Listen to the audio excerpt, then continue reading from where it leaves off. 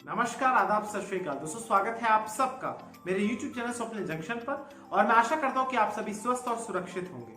दोस्तों, अगर मैं आप सबके सामने एक शब्द बोलूं, जो शब्द है मेडिसिन, अगर हिंदी में कहूं तो औषधि या दवाई, तो आपके मन में सबसे पहला ख्याल कौन सा आता है? आपके मस्तिष्क में सबसे प्रथम विचार क्या आता है?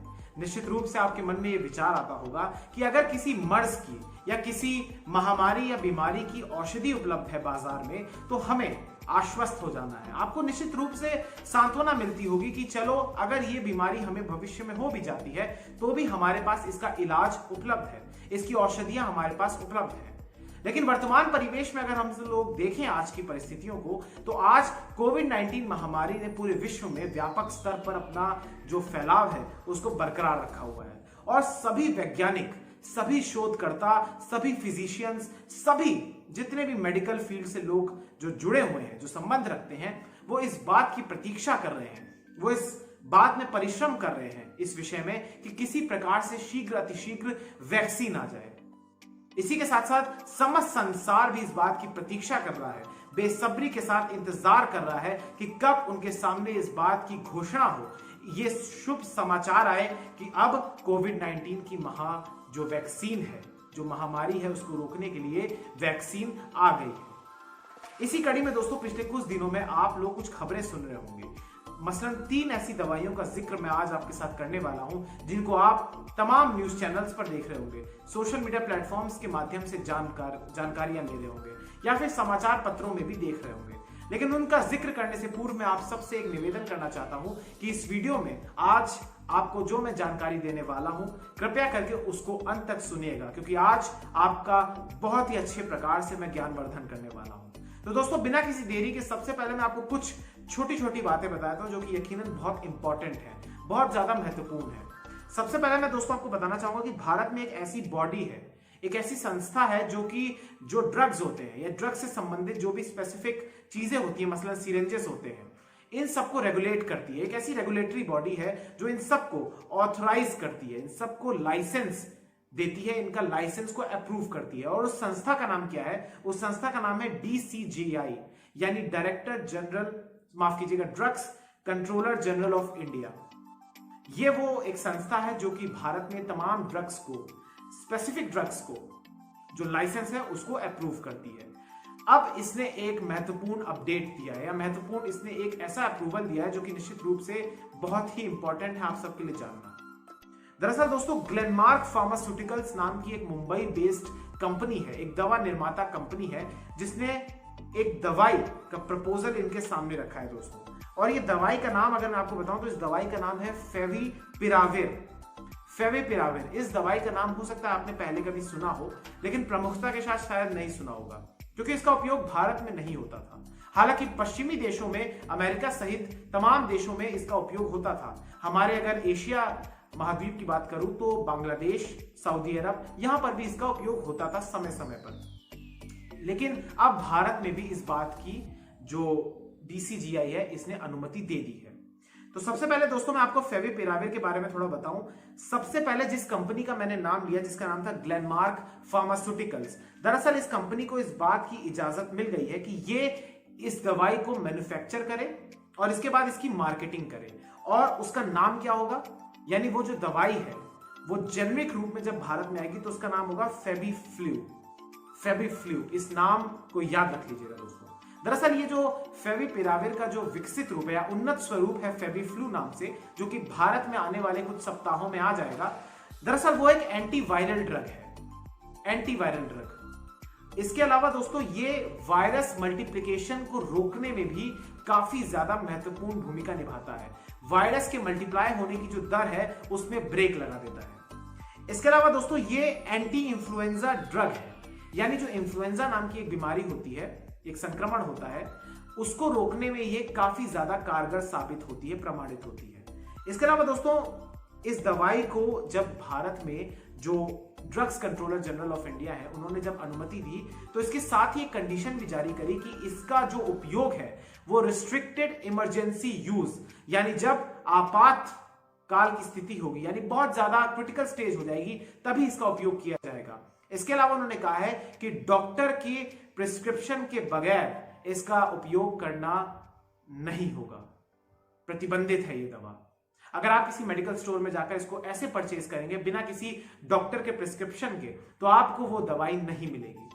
इसके अलावा दोस्तों मैं आपको एक बात और बताना चाहूंगा कि इसका उपयोग क्या है। दरअसल कोविड-19 के जो माइल्ड सिम्टम्स होते हैं या फिर मॉडरेट सिम्टम्स होते हैं, मसलन जो ऐसे सिम्टम्स होते हैं जो कि शुरुआती लक्षण होते हैं, या ऐसे सिम्टम्स जो कि ज्यादा गंभीर नहीं होते, मॉडरेट होते हैं, उनके इलाज के लिए इस दवाई का उपयोग बहुत ही ज्यादा कारगर साबित हो रहा है।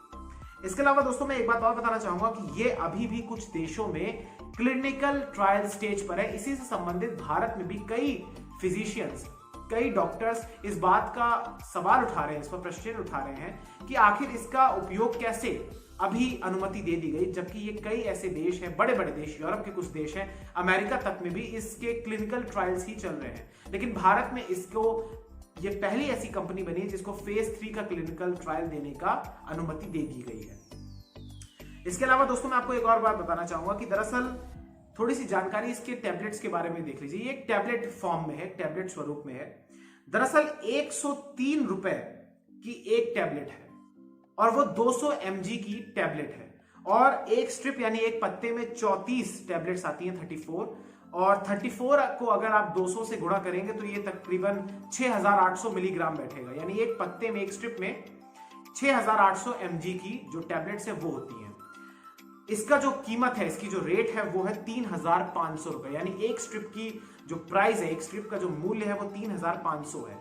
इसके अलावा दोस्तों जो इसके डोसेज के बारे में जो कई इंफॉर्मेशन दी गई है वो ये है कि 1800 mg की डोज आपको रोजाना लेनी है। मतलब समझिए, इसको बात को समझिए, 1800 mg की जो डोज है ये 14 दिन का कोर्स होगा।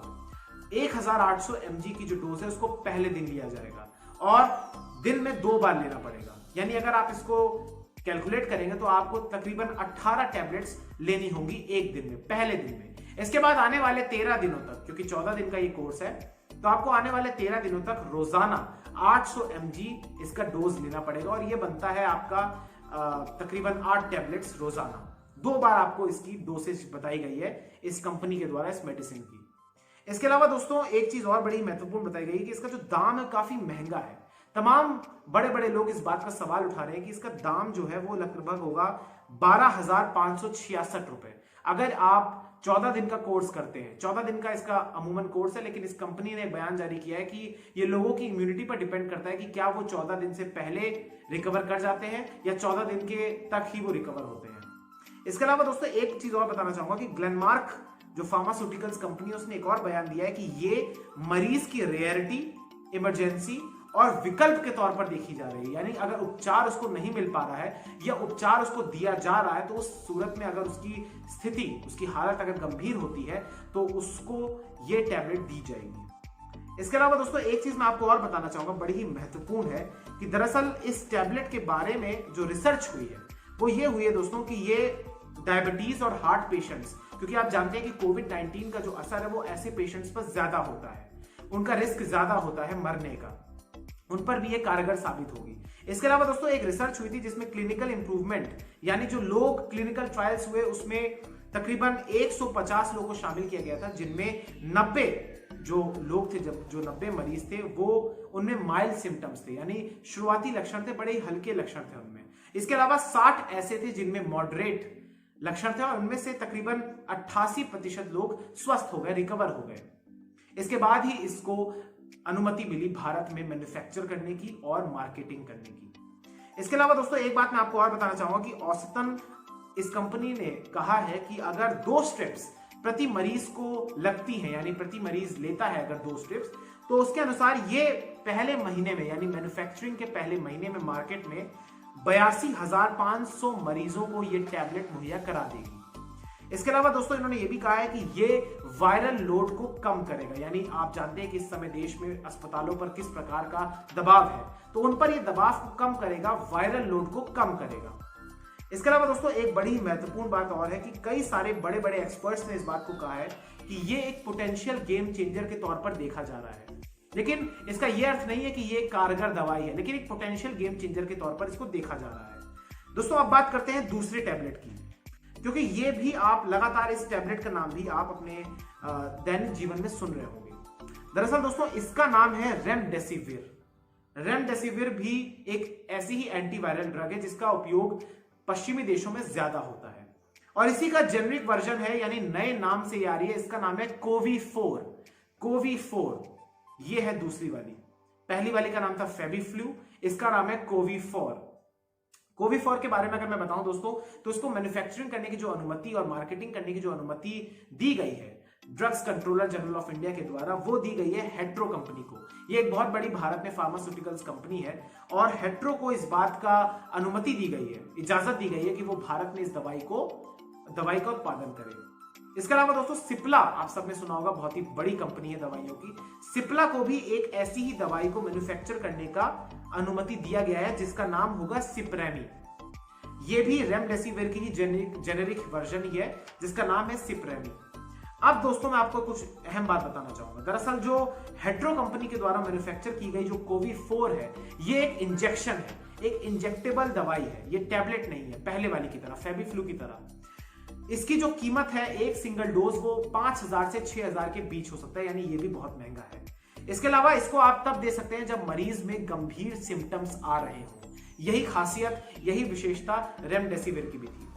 इसके अलावा दोस्तों सिप्ला ने भी एक बयान जारी किया है। उन्होंने कहा है कि वो तमाम लोगों को जो मेडिकल फील्ड से जुड़े हुए हैं उनको इस बात की ट्रेनिंग देगा कि वो किस प्रकार से उनकी दवाई सिप्रेमी को यूज करें, किस प्रकार से वो मरीजों को दें।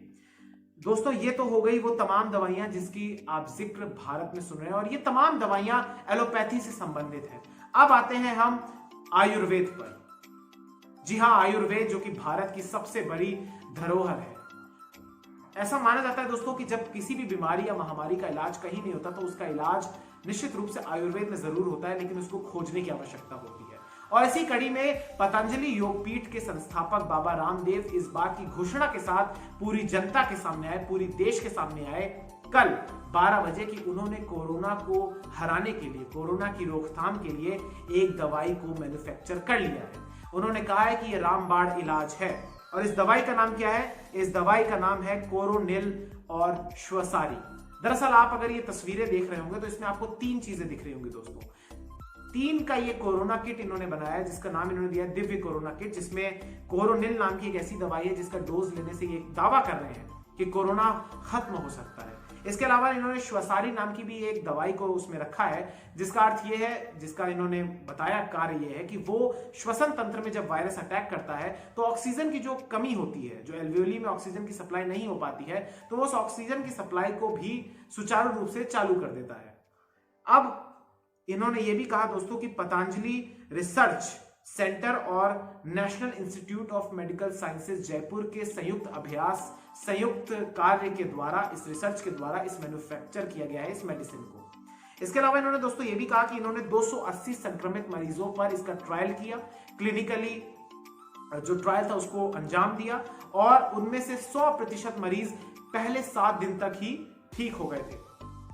और इनका यह भी कहना है कि पहले 3 दिनों में ही, यानी डोज देने के 3 दिनों के भीतर ही 69% लोग 69% लोग स्वस्थ हो चुके थे। तो इस प्रकार के दावे बाबा रामदेव जी ने किए हैं। इसके अलावा दोस्तों मैं आपको एक महत्वपूर्ण बात और बताना चाहूंगा, लेकिन मैं आगे वो बताना नहीं चाहता दोस्तों। इसकी डोसेज, इसकी कीमत, इसको मंगाने का तरीका, ये बाजार में कब तक आएगी, क्योंकि आयुष मंत्रालय ने कल ही इस बात की एक सूचना जारी करी कि इस जो मेडिसिन से संबंधित डिटेल्स हैं, जो दस्तावेज हैं, वो बाबा रामदेव ने आयुष मंत्रालय में जमा नहीं करवाई है। इसी कारणवश उन्होंने कहा है कि अभी इस दवाई का प्रचार और प्रसार नहीं होना चाहिए। इसलिए अपने इस प्लेटफॉर्म के माध्यम से भी मैं आपको वही जानकारी दूंगा जो कि आपके लिए उपयोगी है, एक्स्ट्रा जानकारी नहीं दूंगा। लेकिन उम्मीद करते हैं दोस्तों कि बाबा रामदेव ने जिस प्रकार के दावे किए हैं, मैं प्रार्थना करता हूं कि वो दावे सच हों और भारत में कम से कम ये टैबलेट आए, ताकि जो भारत में केसेस बढ़ रहे हैं उनमें एक ब्रेक लगे। वो ग्राफ जो लगातार बढ़ता जा रहा है, वो जो कर्व बढ़ता जा रहा है, उसमें एक फ्लैटन आए, वो फ्लैटन हो। इसके अलावा दोस्तों एक अलग सा थोड़ा एक्स्ट्रा ज्ञान मैं आपको देना चाहूंगा। आप बड़ा ही सुन रहे होंगे दोस्तों कि जो मरीज ज्यादा गंभीर होते हैं उनको प्लाज्मा थेरेपी दी जाती है। प्लाज्मा थेरेपी है क्या दोस्तों? दरअसल ऐसा होता है कि जो मरीज संक्रमित हो जाता है, उसके जब वो ठीक हो जाता है दोस्तों, तो उसके अंदर जब वो ठीक होता है तो उस प्रक्रिया में एक एंटीबॉडीज बनती है। ये एंटीबॉडीज ही उसको स्वस्थ होने में उसकी सहायता करती है। तो जब कोई संक्रमित मरीज स्वस्थ हो जाता है तो उसके बाद उससे ये कहा जाता है कि वो एंटीबॉडीज को दान करे। और फिर हमारे रक्त में जो प्लाज्मा होता है उसके माध्यम से दूसरे संक्रमित मरीज के भीतर इस जो एंटीबॉडीज होती है उनको प्लाज्मा के थ्रू भेजा जाता है और इसी को प्लाज्मा थेरेपी कहते हैं। अभी हाल ही में आपने सुना होगा कि दिल्ली के स्वास्थ्य मंत्री सत्येंद्र जैन को कोरोना पॉजिटिव हुआ था और उनको प्लाज्मा थेरेपी दी गई और उसके बाद उनकी हालत में सुधार देखा जा रहा है। तो देश भर में ये अभी रिस्ट्रिक्शंस के साथ बड़ी लिमिटेड लोगों को प्लाज्मा थेरेपी दी जा रही है, लेकिन ये कारगर साबित हो रही है। लेकिन आईसीएमआर की गाइडलाइंस के बाद ही, आईसीएमआर की अनुमति के बाद ही इस थेरेपी को दिया जा रहा है। तो ये भी आजकल बड़ी कारगर साबित हो रही है, क्योंकि आपके मन के भीतर दोस्तों ये सवाल आता होगा कि जब कोरोना का कोई स्पेसिफिक इलाज ही नहीं है, कोई उपचार नहीं है, कोई औषधि नहीं है, तो आखिर इसके लोग स्वस्थ कैसे हो रहे हैं। जो आज भारत में हम लोग दावा करते हैं या हमारा स्वास्थ्य मंत्रालय इस बात का दावा करता है कि देश में 56% से ज्यादा लोग स्वस्थ हो गए, रिकवर हो गए, तो आखिर वो किस प्रक्रिया के अंतर्गत रिकवर हो रहे हैं। तो उसके उत्तर यही है दोस्तों, ये जो दवाइयां मैंने आपको बताई इन्हीं के उपयोग से और ये प्लाज्मा थेरेपी के उपयोग से। और जिनमें माइल्ड सिम्टम्स होते हैं वो क्वारंटीन होकर ही अपने आप को जब आइसोलेट कर लेते हैं तो अपने घर में ही वो स्वस्थ हो जाते हैं। ऐसा 90% मरीजों में देखा गया है। केवल 5% ऐसे मरीज हैं जिनकी हालत क्रिटिकल होती है और भारत में फर्टिलिटी रेट यानी मृत्यु दर तकरीबन 3.2% का है। लेकिन भारत में केसेस की संख्या 4.5 लाख के करीब है। ये चिंताजनक है। मैं उम्मीद करता हूं दोस्तों आपको ये वीडियो पसंद आएगी। इस वीडियो को लाइक कीजिए, अधिक से अधिक शेयर कीजिए, मेरे चैनल को सब्सक्राइब कीजिए, सपोर्ट कीजिए दोस्तों। अपने सभी आपके मन में कोई भी विचार हो आप मुझे कमेंट सेक्शन में अवश्य बताइएगा। बहुत बहुत धन्यवाद दोस्तों। जय हिंद, नमस्कार।